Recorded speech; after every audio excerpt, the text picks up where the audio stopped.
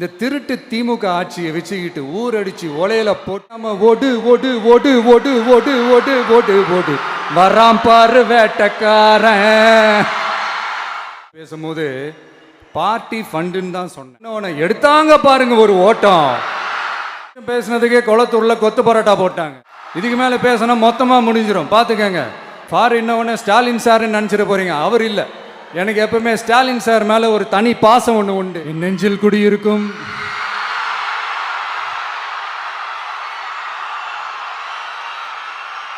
கரூர் சொந்தங்கள், உங்கள் அனைவருக்கும் என்னுடைய வணக்கம்.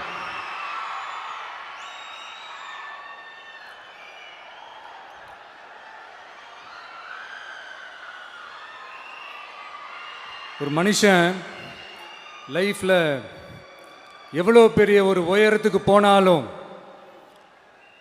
மனசளவில் சில வலிகள், காயங்கள் அதை மறக்க முடியாது இல்லையா? எல்லார் லைஃப்லையும் அப்படி தான், நமக்கும் அப்படி தான். நிறையா வலிகள், காயங்கள் எல்லாத்தையும் தாண்டி தான் வந்திருக்கிறோம். ஆனால் எல்லாத்தையும் விட ரொம்ப ஜாஸ்தியான அந்த வலியும் அந்த காயமும் எனக்கு அந்த கரூர் சம்பவம் தான்.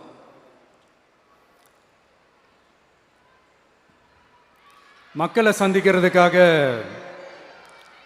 சந்திக்கணும், மக்கள் பிரச்சனைகளை எடுத்து பேசணும். அதுக்காக தான் அந்த மக்கள் சந்திப்பு பயணத்தை தொடங்கி திருச்சி, அரியலூர், நாகப்பட்டினம், திருவாரூர், நாமக்கல், கரூர் அப்படின்னு சொல்லிட்டு போயிட்டு இருந்தோம். அரியலூரில் அந்த மீட்டிங் முடிச்சுட்டு பெரம்பலூர் போகிறதுக்கு முன்னாடி அந்த பெரம்பலூர் போலீஸ் எங்களை அலர்ட் பண்ணாங்க. சரிங்க, கூட்டம் கொஞ்சம் ஜாஸ்தியாக இருக்குது, லேட் ஆகிடுச்சு, வராதிங்க அப்படின்ட்டு. So we had no choice. Police சொன்னால் நம்ம அதை ஒபே பண்ணி தானே ஆகணும். அதே நேரத்தில் பெரம்பலூர் மக்களோட அந்த சேஃப்டியும் மைண்டில் எடுத்துக்கிட்டு ஒரு மன வலியோடவே திரும்ப போயிட்டோம். அதுக்கப்புறம் பெரம்பலூர் தொகுதி மக்களுக்கு மன்னிப்பும் கேட்டோம். அதே மாதிரி நாமக்கல் அந்த மீட்டிங் முடிச்சுட்டு கரூர் வரும்போது அந்த கரூர் போலீஸ் எங்களை அலர்ட் பண்ணியிருக்கலாம்ல.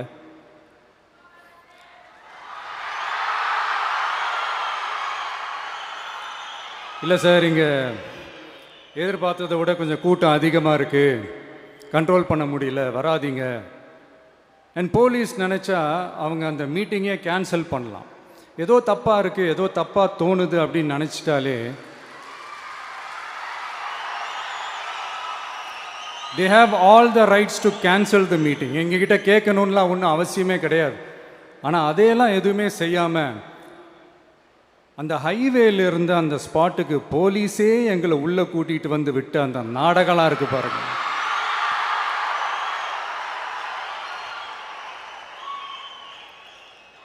நம்பிட்டேங்க, முழுசாக நம்பிட்டேன். அன்னைக்கு இருந்த அந்த கரூர் போலீஸ் பேசும்போது தேங்க்ஸ்லாம் சொன்னேன் அவங்களுக்கு. எனக்கு தெரியாது இப்படி ஒரு நாடகம் நடக்கும். இதுக்கெல்லாம் யார் காரணம்? இதெல்லாம் யார் சொல்லி செஞ்சது? இப்படி பண்ணுங்க, அப்படி பண்ணுங்க, சப்போஸ் அப்படி நடந்தா இப்படி பண்ணுங்க, சப்போஸ் இப்படி நடந்தா இந்த மாதிரி இன்ஸ்ட்ரக்ஷன்ஸ்லாம் கொடுத்து அந்த ப்ரெஷர் போடுறது யாரு?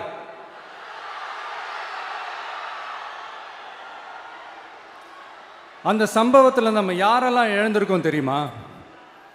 ஒரு டிவியில் என் படமோ பாட்டோ வந்துச்சுன்னா, அம்மா விஜய் மாமா, அம்மா விஜய் மாமா அப்படின்னு சொல்லி அவங்க அம்மா கிட்ட சிரிச்சுக்கிட்டு அந்த டிவி ஸ்க்ரீனை போய் தொட்டு முத்தம் கொடுத்துக்கிட்டு என் அக்கா தங்கச்சிங்களோட தங்க பிள்ளைகளை இழந்திருக்கோம்யா. மழலை கூட சரியா வராதப்போ ஒரு பேப்பர் மேகசினில் என் ஃபோட்டோவை பார்த்தா அதை சிரிச்சுக்கிட்டு அந்த கள்ளங்கபடம் இல்லாத அந்த சிரிப்பு, அந்த கடவுள் மாதிரி இருக்கிற அந்த பச்சை பிள்ளைங்களை இழந்திருக்கோம்யா. என் அக்கா தங்கச்சி, அண்ணன், தம்பி, குடும்ப உறவுகளை இழந்து அந்த வலியோட இருக்கிற என்ன நீங்கள் ஏளனமாக பேசுகிறீங்களா? என் மேலே பழிய தூக்கி போடுறீங்களா? இப்படி ஒரு சம்பவம் நடந்துருச்சு.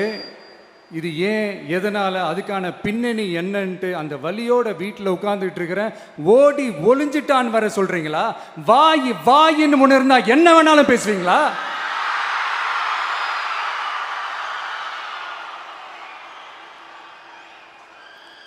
மக்களே, நான் உங்களையே கேட்குறேன், அன்னைக்கு அத்தனை க்ரௌடு இருந்துச்சு, அந்த க்ரௌடுக்கு தகுந்த மாதிரி போலீஸ் பாதுகாப்பு கொடுத்தாங்களா? இந்த இடத்தை எடுத்துக்க சொல்லி நாங்க தான் சொன்னோம்னு ஒரு போலீஸ் ஆஃபீஸர் பேட்டி கொடுக்கிறாரு, அதுக்கு என்ன அர்த்தம்? இவ்வளோ வலி, இவ்வளோ காயங்கள் கொடுத்துட்டு பழியை தூக்கி நம்ம மேல போட்டுட்டு அதுல ஒரு அரசியல் ஆதாயம் தேடுறீங்களேயா? இதுல வாய் கூசாம சட்டசபையில ஸ்டாலின் சார் நம்ம மேல திருப்பி விட்டு அங்க ஒரு அரசியல் செய்றாரு, அதுக்கு என்ன அர்த்தம்? நமக்காக வந்திருக்கிற மக்களை காக்க வைக்கிறதுக்கு நான் ஒன்றும் ஆதாயம் தேடுற அரசியல்வாதியெல்லாம் கிடையாது. மக்களுக்காக அரசியலுக்கு வந்தவன் இந்த விஜய். எனக்காக எல்லாமும் கொடுத்த என் மக்களுக்காக எல்லாத்தையும் விட்டுட்டு மக்களுக்காக மட்டுமே அரசியலுக்கு வந்தவன் இந்த விஜய். அவங்களுக்காக நன்றி கடன் செலுத்துறதுக்காக மட்டுமே அரசியலுக்கு வந்தவன் இந்த விஜய். உங்களுக்கு தான் இந்த விஜயை பத்தி நல்லா தெரியுமே. ஆனா நம்ம எல்லாருக்குமே இத்தனை வலிகள் காயங்கள் கொடுத்தவங்களுக்கு இந்த 2026 தேர்தலில் தக்க பதிலடி கொடுத்துட்டீங்க. ஆனா அது மட்டுமே பத்தாது மக்களே, அது மட்டுமே பத்தாது. காலகாலத்துக்கும் எழுந்திருக்கவே முடியாத அளவுக்கு நிரந்தரமான ஒரு பதிலடியை நீங்க கொடுத்துக்கிட்டே இருக்கணும்.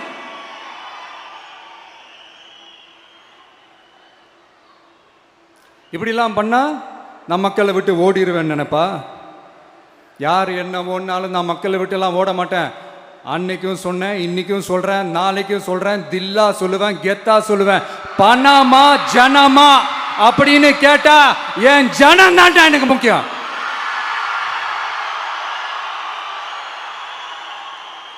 மக்களே, உங்களை விட எனக்கு இந்த காசு பணம் முக்கியமா என்ன? இவ்வளோ குறைகள் நம்ம மேல சொல்றாங்களே, இப்போ நான் சொன்ன மாதிரி அவங்களால ஓப்பனா சொல்ல முடியுமா? அந்த தில்லு இருக்கா, திராணி இருக்கா? ஒரு கிடையாது. ஆனா நம்ம மக்கள் அமைச்சு கொடுத்த நம்ம அரச குறைகள் மட்டும் டிசைனா மாடலா குறைகள் மட்டும் சொல்லுவாங்க. ஒவ்வொரு டிபார்ட்மெண்ட்லயும் அந்த பார்ட்டி ஃபண்ட், அந்த கட்சி நிதின்ற பேர்ல அடிக்கிற கொள்ளையெல்லாம் இந்த தீய சக்தியா இருக்கட்டும், தீந்து போன சக்தியா இருக்கட்டும், ரெண்டு பேரும் மாறி மாறி இதே தான் செஞ்சிட்டு இருக்கிறாங்க. இதுல ஒரு ஹைலைட் காமெடி என்னன்னா, சட்டசபையில் பேசும்போது பார்ட்டி ஃபண்டுன்னு தான் சொன்னேன். அது எந்த பார்ட்டி, என்ன ஃபண்டு, யாரு, என்ன பேரு, எதுவுமே சொல்ல. பார்ட்டி ஃபண்டுன்னு சொன்னவனை எடுத்தாங்க பாருங்க ஒரு ஓட்டம். எனக்கே ஃபர்ஸ்ட் புரியல, ஏன்பா ஓடுறாங்க? அப்படி என்ன நம்ம சொல்லிவிட்டோம்? அதான் அந்த குற்றம் உள்ள நெஞ்சுக்கு தான் குறுகுறேங்கும். இது எப்படி இருக்கு தெரியுமா? எங்க அப்பா பீரோக்குள்ள இல்ல, எங்க அப்பா பீரோக்குள்ள இல்ல அப்படின்னு சொல்ற மாதிரி. ஐயோ, ஏன் கேட்குறீங்க? இவங்களோட செம்ம கூத்தா இருக்குங்க, செம்ம ஃபன்னா இருக்கு. சென்னையில் ஒரு பாலம் கட்டுறதுக்காக நார்மலாக ஆகிற செலவை விட அதிக செலவில், கிட்டத்தட்ட டபுள் மடங்கு செலவில் ஒரு டெண்டர் ஒன்று விட்டுருக்குறாங்க. அதையெல்லாம் தோண்டி எடுத்து அதெல்லாம் இப்போது கண்டுபிடிச்சி கேன்சல் பண்ணியிருக்கிறோம். இன்னும் எத்தனை கோடி ஊழல், எத்தனை லட்சம் கூடல் தோண்ட வருமோ எங்களுக்கே தெரில. ஒவ்வொரு முகமுடியாக கிழியுது. ஐயோ, இந்த விஜய் ஒவ்வொரு கதையாக எடுத்து வெளியில் விட்டுருவான் போலேன்ட்டு திரும்புகிற பக்கம்லாம் கதறல் கதறல் கதறல், காதலேருந்து ரத்தம் வராத குறை. ஆமாம், இப்படி ஊழல்லே ஊறி போனவங்க இப்படி தான் இருப்பாங்க. இந்த 50-55 நாட்களில் அங்கே செஞ்ச சில விஷயங்கள்லாம் சட்டசபையிலே எடுத்து சொன்னேன். பட் இங்கே ஒரு சில விஷயங்கள் சொல்லணும்னு நினைக்கிறேன். இந்த மின்சாரத்துறையில் இதுக்கு முன்னாடி போட முடியாமல் இருந்த அந்த பதவி உயர்வை இப்போ தான் எங்களால் போட முடிஞ்சுது. அதுக்காக ஒரு அக்கா அழுதுகிட்டே ஒரு நன்றி சொன்னாங்களே, அதெல்லாம் உங்கள் கண்ணில் படாது அந்த வீடியோலாம், குறை சொல்கிறவங்களுக்கு. அடுத்து லஞ்சம்லாம் ஒழிக்க முடியாது, ஊழல்லாம் ஒழிக்க முடியாது, அதெல்லாம் பிளட்டிலேயே ஊறி போய் இருக்கு அப்படின்னு சொன்னவங்க போய் ஒவ்வொரு கவர்மெண்ட் ஆஃபீஸாக பாருங்க, ஒரு பைசா லஞ்சம் இல்லை, ஒரு பைசா ஊழல் இல்லை. வேலையெல்லாம் சும்மா டக்கு டக்கு டக்குன்னு நடக்குது. ஒரு பெரியவர் ஒருத்தர் சொல்றாரு, தம்பி வேலையெல்லாம் நடக்குது, ஆனா அதையும் தாண்டி எங்களுக்கு மரியாதை கொடுக்குறாங்க தம்பி, உட்கார வச்சுலாம் பேசுறாங்க. இதெல்லாம் இதுக்கு முன்னாடி நடந்ததே இல்லை. அவனை போய் பாரு, இவனை போய் பாரு, இந்த ஆஃபீஸரை போய் பாருன்னு சொல்லி அலைய விடுவாங்க. இப்போ லஞ்சம் இல்லை, ஊழல் இல்லை, வேலையெல்லாம் உடனே நடக்குது. மக்கள் அப்படி ஒரு பெருமூச்சு ஒன்று விடுறாங்க. அதை பார்த்து நமக்கு அப்படி ஒரு ஹாப்பினஸ். இதுக்கு மேலே என்ன வேணும்? ஏன் இதெல்லாம் பண்ண முடியாது? மனசுன்னு ஒன்று இருந்தால் பண்ணலாம். இப்போ பண்ணலை. அதே மாதிரி இந்த எல்என்டி நிறுவனத்தோட 18,600 crore 3 திட்டங்கள் அந்த ஒப்பந்தம், அந்த கையெழுத்து போட்டிருக்கிறோம். கிட்டத்தட்ட 8,200 பேருக்கு வேலை வாய்ப்பு. நான் சொல்கிறது அந்த 3 மாவட்டத்தை சேர்ந்தவங்களுக்கே அவ்வளோ வேலை வாய்ப்பு. குறுவை சாகுபடிக்காக 134 கோடியில் அந்த சிறப்பு தொகுப்பு திட்டம் அறிவிச்சிருக்கிறோம் நம்ம விவசாயிகளுக்காக. இப்போவும் சொல்கிறேன், நம்ம விவசாய பெருமக்களே, உங்களோட இந்த அரசு கூடவே நிற்கும். பெண்கள் பாதுகாப்புக்காக சிங்கப்பெண் அதிரடி படை, அது உங்களுக்கு நல்லா முன்னாடியே தெரியும். வரப்போகிற அறிஞர் அண்ணா அவர்களுடைய பிறந்த நாளில் உங்கள் அண்ணனுடைய அரசில் தாய் மாமன் தங்க மோதிர திட்டம் அறிவிக்கப்படும். இதெல்லாம் கேட்டாங்களே, வாக்குறுதி கொடுத்தீங்களே, என்னாச்சுன்னு. இந்த தீய சக்தி மாதிரி ரீல் தாய் மாமன்லாம் கிடையாது, ரியல் தாய் மாமன். எப்படி? ரியல் தாய் மாமன்.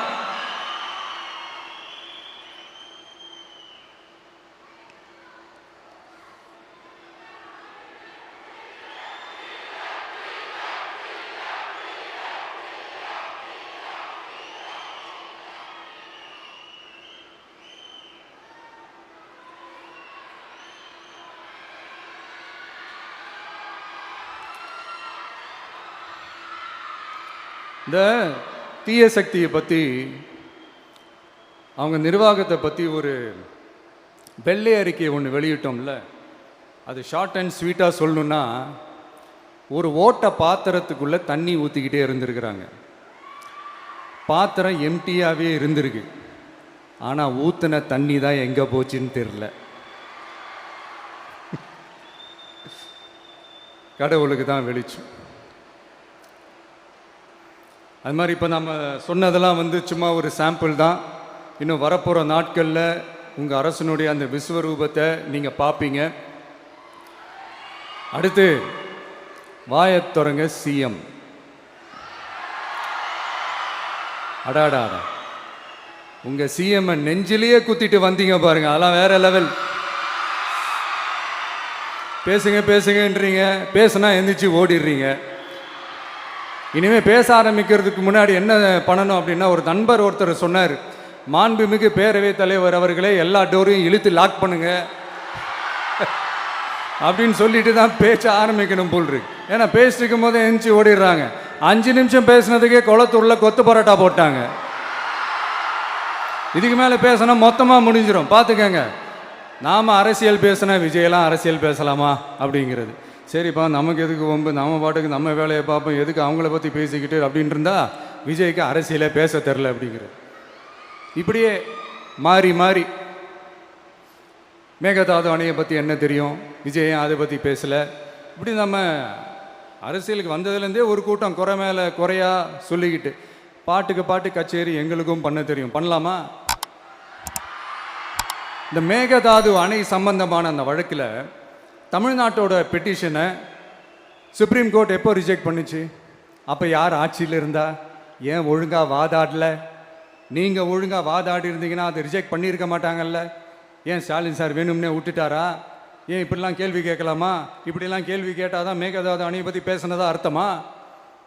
ஏன் அந்த ஸ்டேட்டு சிஎம் பேசுகிறாரு, நீங்கள் ஏன் பேசலை அப்படின்னா, நம்ம ஸ்டேட்டோட உரிமையை எங்கே நிலைநிறுத்தணுமோ அதுக்காக வேலை பார்க்குறது மட்டும்தான் முக்கியம்.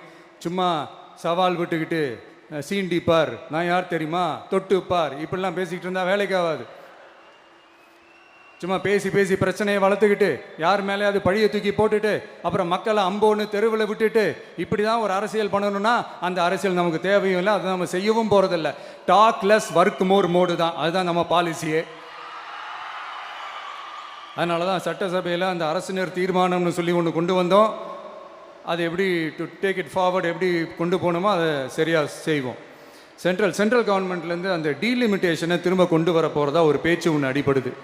யார் என்ன டீலிமிட்டேஷன் கொண்டு வந்தாலும் தமிழ்நாடு அது ஒத்துக்காது. நமக்கான இடத்த யாரும் பறிக்கவும் முடியாது, அது பறிக்கவும் விட மாட்டோம். இப்படி நாம் இருக்கும் போது இந்த தீய சக்தி திமுக எங்கே போய் நிற்குது, யார் கதவை தட்டிக்கிட்டு நிற்குது, அது உங்களுக்கே நல்லா தெரியும். மக்களே, இந்த தீய சக்தியும் தீந்து போன சக்தியும் வேறலாம் இல்லை, கூட்டு களவாணிங்க. சொல்ல முடியுமா அவங்களால? எங்களுக்குள்ள ஒட்டும் இல்லை, உறவும் இல்லை, அறிவிக்க முடியுமா, நிரூபிக்க முடியுமா? இந்த வரப்போகிற இடைத்தேர்தலில் அதை நிரூபித்து காட்டுங்க, அப்புறமா பேசுங்க. மக்களை, என் மனசை விட்டு கரூர் எப்பவும் நீங்கவே நீங்காது.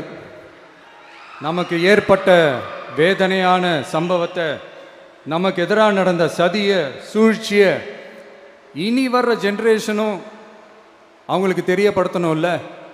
அதுக்காகவே இனி ஒரு அரசியல் சதியை, அரசியல் சூழ்ச்சியை யாரும் யோசிக்கவே கூடாதுன்றதுக்காகவே கரூரில் ஒரு நினைவு சின்னத்தை நம்ம டிவிகே சார்பாக அமைக்கப்படும் அப்படின்றத அறிவிக்கிறோம். அப்புறம் கரூர்லேருந்து ஒட்டுமொத்த தமிழ்நாட்டு மக்களுக்கும் சொல்கிறேன், உங்கள் டிவிக்கு அரசு உங்களுக்காகத்தான் உழைக்கும். அடிப்படை வசதிகளை முதல்ல நிறைவேற்றணும். ஒரு பக்கம் நிதி நிலைமையை சரி செஞ்சுக்கிட்டே, இன்னொரு பக்கம் அப்படியே நாம் சொன்னதில் ப்ரையாரிட்டி பார்த்து ஒவ்வொன்றா படிப்படியாக நிறைவேற்ற ட்ரை பண்ணுவோம். இது எப்பவும் உங்களுக்கான அரசாக தான் இருக்கும். இந்த விஜய் உங்கள் விஜயாக தான் இருப்பான்.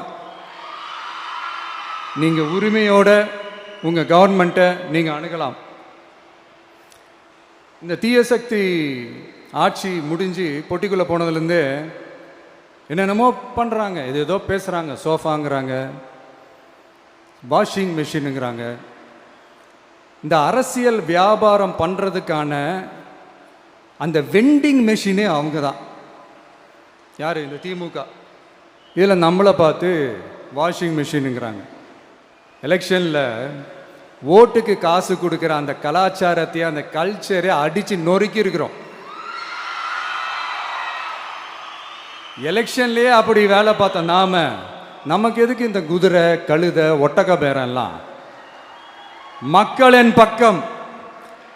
அப்படி இருக்கும்போது நமக்கு எதுக்கு இந்த பேரெல்லாம்?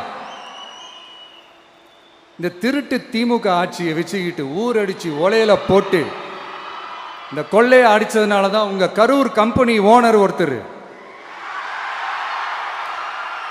எங்க எங்க இருக்காருன்னே தெரியாம ஓடு ஓடு ஓடு ஓடு ஓடு ஓடு ஓடு ஓடு வராம் பாரு வேட்டக்காரன்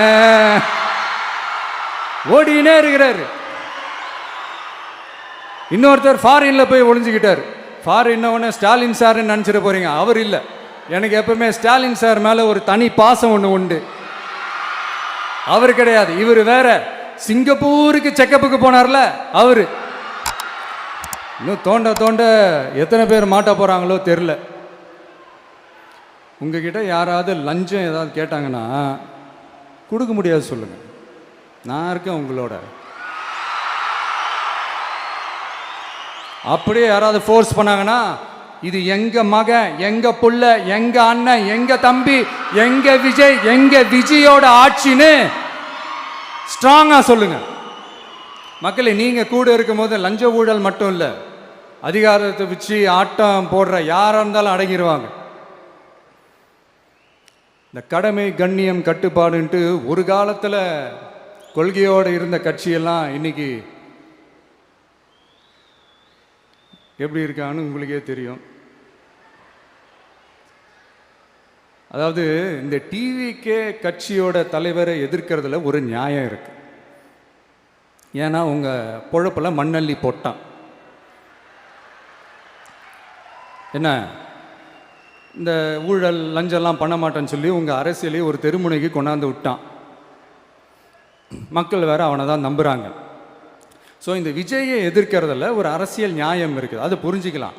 ஆனால் இன்னைக்கு இந்த விஜயை மக்கள் ஓட்டு போட்டு ஜெயிக்க வச்சு ஒரு தீர்ப்பை கொடுத்து மக்களுக்காக வேலை செய்யறதுக்காக முதலமைச்சராக உட்கார வச்சிருக்கிறாங்க. என்னமோ இன்னமும் நீங்கள் தான் ஆட்சியில் இருக்கிற மாதிரி. விஜய் கரூருக்கெல்லாம் போகக்கூடாது, விஜய் இங்கே போகக்கூடாது, அது செய்யக்கூடாது, இது செய்யக்கூடாதுன்னு எனக்கு புரியலையே. ஆட்சியில் இருக்கும் போது தான் இவ்வளோ கட்டுப்பாடெல்லாம் போட்டிங்க, எஸ்ஓபிஸ்லாம் போட்டிங்க, ஸ்டாலின் சார் ஆப்ரேட்டிங் ப்ரொசீஜர்லாம் போட்டிங்க. இப்போவும் அதே பண்ணிட்டு இருந்தீங்கன்னா என்ன சார் நியாயம்? இல்லை, நான் தெரியாமல் தான் கேட்குறேன். இன்னும் கனவுலையே இருக்கிறீங்களா? முதல்ல முழிச்சு வாங்க, ரியாலிட்டிக்கு வாங்க. உங்கள் ஆட்சியெல்லாம் வீட்டுக்கு போய் டிவிக்கேன்னு ஒரு ஆட்சி வந்து ரொம்ப நாள் ஆச்சு.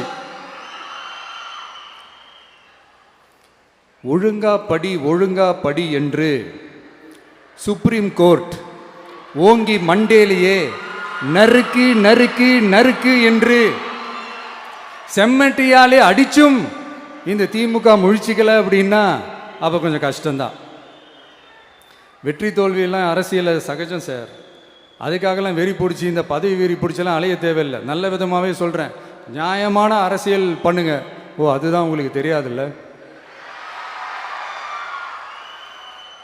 இந்த தீய சக்தி திருத்தவும் முடியாது, அவங்களா திருந்துவாங்கன்னு பார்த்தா அதுவும் நடக்க போகிறதில்ல.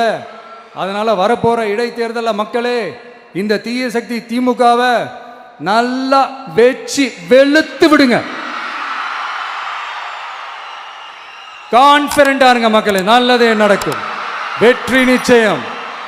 மீண்டும் சந்திக்கும் வரை நன்றி, வணக்கம்.